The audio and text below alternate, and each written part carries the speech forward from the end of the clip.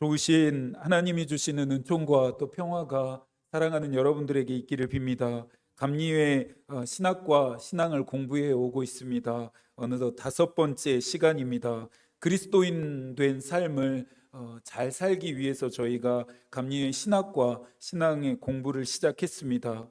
어찌 보면 몰라도 되는 이야기일 수도 있습니다. 그냥 열심히 믿으면 되는 것 아니냐 하실 수도 있습니다. 그러나 알고 믿으면 우리의 믿음은 더 분명해질 수 있습니다. 믿음 생활에 큰 유익을 얻을 수 있습니다. 바라는 것은 지식적인 알미 늘어가기보다는 실천적인 행함이 늘어가게 되기를 소망합니다. 웨슬리는 자신의 신학과 신앙을 실천적이라 부르기를 좋아했습니다. 믿는 것으로 끝나지 않고 행함과 또 실천을 지향했기 때문이죠. 웨슬리 신학과 신앙의 가장 중요한 틀거리는 거룩한 하나님의 사랑이다 말씀드렸습니다. 이 사랑으로 말미암아 죄인된 인간들이 다시금 하나님의 영광에 이를 수 있었습니다. 하나님의 많은 성품들 중에서 인간들을 향해 가장 강력하게 드러내시는 성품이 있다라면 바로 사랑이라 할 수 있습니다. 우리가 믿는 하나님은 사랑의 하나님입니다. 하나님이 우리를 사랑하신다는 것이야말로 복음 중에 복음입니다. 거룩한 사랑으로 창조되어진 인간이 하나님의 영광을 위해 잘 살아갔다면 얼마나 좋았을까요? 본질상 타락하고 맙니다. 하나님께 불순종하기로 스스로 선택했기 때문입니다. 불순종은 하나님의 형상으로 창조되어진 인간을 전적으로 타락하고 전적으로 부패하고 전적으로 무능하게 했습니다. 하나님의 형상을 완전히 망가지게 했습니다. 그 결과 하나님의 사랑 대신 하나님의 진노를 받게 되었습니다. 인간은 어떤 방법으로도 어떤 노력으로도 어떤 공로로도 이 하나님의 진노를 누그러뜨릴 수도 극복할 수도 없습니다. 이 지점에서도 거룩한 하나님의 사랑이 다시 한번 작동되는데요. 바로 예수 그리스도로 하여금 이 죄의 문제, 이 문제를 해결하게 하셨기 때문입니다. 웨슬리는 그리스도께서 죽으심으로 하나님의 진노를 만족시키는 것이 우리의 죄를 용서받을 수 있는 유일한 근거가 된다 주장합니다. 나를 보고 죄를 용서하시는 것이 아닙니다. 나의 믿음과 나의 자격과 나의 공로를 보고 우리가 죄사함을 받는 것이 아닙니다. 오직 예수 그리스도로 말미암아 예수 그리스도를 보시고 우리의 죄를 용서하시는 것입니다. 이것이 저와 여러분에게 그리스도가 필요한 이유입니다. 그리스도께서 주시는 은혜가 있어야 하는 이유입니다. 본질상 타락한 저와 여러분은 예수 그리스도의 속죄의 공로를 통해서만, 오직 예수 그리스도를 통해서만 의로워질 수 있기 때문입니다. 예수 그리스도께서 우리를 위해 오셨음은 우리를 사랑하시는 하나님의 사랑의 계시가 됩니다. 요한복음 1장 12절과 14절입니다. 영접하는 자, 곧 그 이름을 믿는 자들에게는 하나님의 자녀가 되는 권세를 주셨으니 말씀이 육신이 되어 우리 가운데 거하심에 우리가 그의 영광을 보니 아버지의 독생자의 영광이요 은혜와 진리가 충만하더라. 오늘은 성령 하나님에 대한 이야기를 좀 해야겠습니다. 본질상 타락한 인간의 죄를 속죄하시는 예수 그리스도의 사역 이후에, 이 일 이후에 그 변화들을 이끌어 가시는 것이 계속해서 유지되어지도록 하는 것이 성령의 역할이라 할 수 있습니다. 교회 역사에서 삼위일체라고 하는 이 개념으로 뜨겁게 논쟁하던 시절이 있었다라고 한번 설교를 통해 소개해 드린 적이 있습니다. 신학이 정립되고 발전되어지는 과정에서 발생하는 불가피한 일이었습니다. 하지만 웨슬리는 이 삼위일체라고 하는 단어를 고집하지 않았습니다. 성서적인 용어가 아니었다라는 이유 때문입니다. 웨슬리는 설명합니다. 나는 주저없이 이들 용어를 사용한다. 왜냐하면 이 용어들 말고 더 좋은 용어를 알지 못하기 때문이다. 비록 웨슬리는 삼위일체라고 하는 단어를 고집하지는 않았지만 사용하지 않는 것까지는 아니었습니다. 이 단어를 웨슬리는 사용했습니다. 삼위일체만큼 성부와 성자와 성령이 어떻게 하나인지를 설명하는 좋은 단어를 만나지 못했기 때문입니다. 앞으로 신학이 발전해 가면서 더 나은, 더 괜찮은, 더 좋은 개념이 나올지는 모르겠지만 현재까지도 삼위일체는 성부와 성자와 성령의 하나됨을 설명하는 가장 적절하고 좋은 표현인 것은 맞습니다.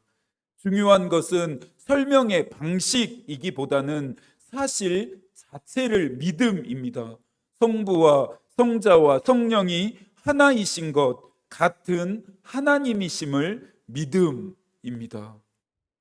말씀을 나누기 위해서 저도 열심히 공부하고 있습니다. 그러면서 웨슬리에게서 본받을 점, 또 본받고 싶은 점들과도 만나고 있는데요.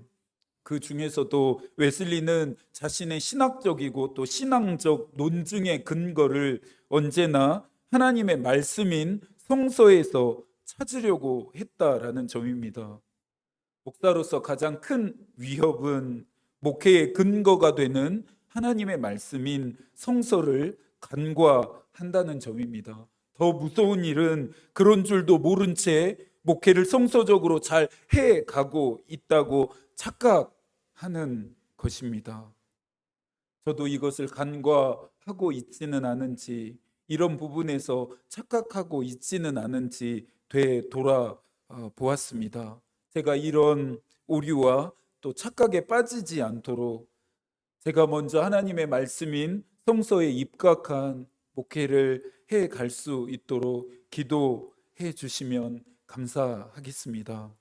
웨슬리에게 삼위일체에 대한 이해는 아버지는 구원을 계획하시고 아들은 우리에게 오셔서 죽고 부활하시며 성령은 타락한 인간 안에 하나님의 형상을 회복시키시고 예수 그리스도의 진리를 증언하고 심어 준다입니다. 인간의 구원의 과정 사이에 각 하나님이 어떤 사역, 어떤 역할을 하시는지를 너무나 웨슬리가 정확하게 설명하고 있습니다. 아버지는 구원을 계획하십니다.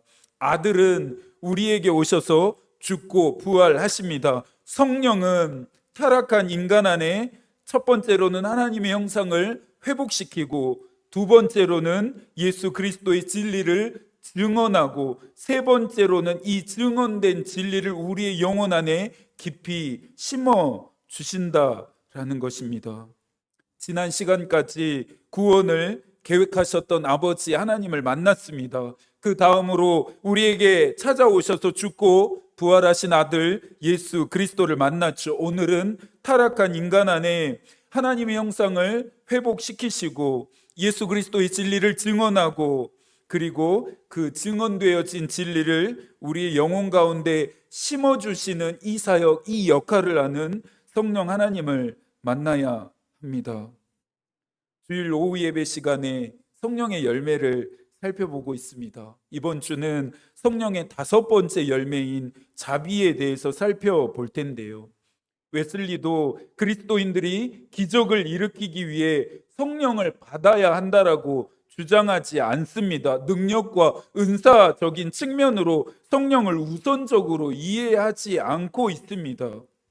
웨슬리의 신학과 신앙의 성격은 무엇이라 했습니까? 실천적이다 했습니다. 웨슬리는 그리스도인들이 성령을 받고 성령으로 충만해야 하는 까닭은 오직 성령의 열매를 맺기 위해서, 성령의 열매를 충만하게 맺기 위해서다라고 강조합니다. 즉 그리스도인다운 삶을 살기 위해서 성령이 나에게, 우리에게, 우리 교회에게 필요하다라는 것입니다. 성령의 열매는 구원을 계획하셨던 하나님으로부터 은총을 받은 자들, 우리를 위해 죽고 부활하신 예수 그리스도로부터 죄사함을 받은 자들, 또 성령의 역할을 인정하는 자들이 마땅히 맺어야 하는 삶의 열매입니다. 여러분은 온전한 그리스도인이십니까? 내가 온전한 그리스도인인지 그렇지 않은지를 확인하는 것은 그렇게 어렵지 않다 말씀드렸습니다. 내 삶에 성령의 열매들이 결실하고 있는지, 모두 다는 아니더라도 단 하나의 성령의 열매라도 결실되고 있는지, 그렇게 하기 위해서 내가 하나님 안에서 애쓰고 노력하고 있는지를 확인하고 점검하면 됩니다. 여러분 그리스도인입니까? 하나님의 은총과 예수 그리스도의 죄사함을 받은 여러분들은 성령의 열매를 맺는 삶을 살고 계십니까? 한 신학자는 질문하지 않는 신앙은 죽은 신앙이다라고 말했습니다. 끊임없이 질문하라, 도전합니다. 내가 하나님의 말씀을 따라 살고 있는지, 내가 그 말씀에 순종하고 있는지, 하늘의 뜻이 나를 통해 이 땅 가운데 이루어지고 있는지, 나를 통해 예수 그리스도는 드러나고 있는지, 나를 통해 그분이 영광을 받고 계시는지, 나를 통해 은총과 복이 흘러가고 있는지를 늘 묻는 삶, 그리고 성찰하는 삶이 되어야 합니다. 이 질문을 여러분만 하라고 하는 것은 아닙니다. 목사인 저부터 하여야 할 질문입니다. 우리의 삶에 성령께서 하시는 가장 큰 역할은 지금까지 우리가 알지 못했던 삶으로 우리를 초대해서 온전한 그리스도인이 되게 하는 것입니다. 성령이 함께할 때에만 우리는 하나님이 기뻐하시고 원하시는 삶을 살아갈 수 있습니다. 매일매일 모든 순간들 속에서 습관적으로, 의도적으로, 그리고 규칙적으로 성령의 도우심과 역사를 구하는 일은 중요합니다. 웨슬리는 예수 그리스도를 믿는 믿음의 능력을 통해 작용한 영적인 감각, 즉 영혼 안에 열려진 새로운 층의 감각이 있어야 한다라고 말합니다. 성령의 역사와 증거는 나에게 역사하시는, 나에게 증거하시는 그 성령의 역할은 오직 영적인 감각을 통해서만 분별됩니다.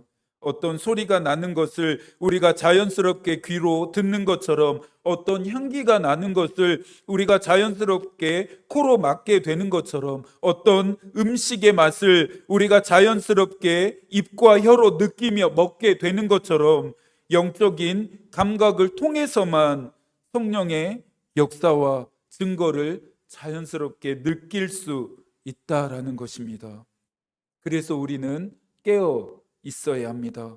성령께서 우리의 영혼을 깨우시기를 기도해야 합니다. 우리의 영혼의 감각이, 우리의 영적인 감각이 무디어지지 않도록, 무감각해지지 않도록, 둔해지지 않도록 성령의 도우심을 구해야 한다는 말입니다.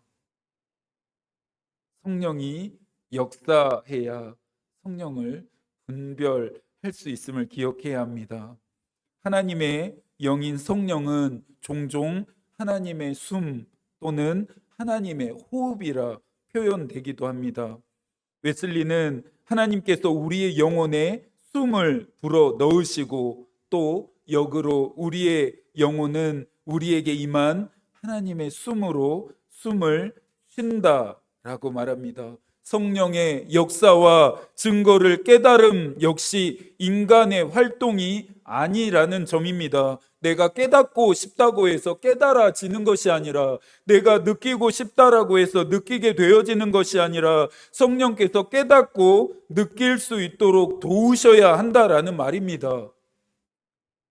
성령의 역사와 증거를 깨닫는 것도 하나님의 활동임을 웨슬리가 강조하면서 이 신비에 대해 다음과 같이 웨슬리는 말합니다.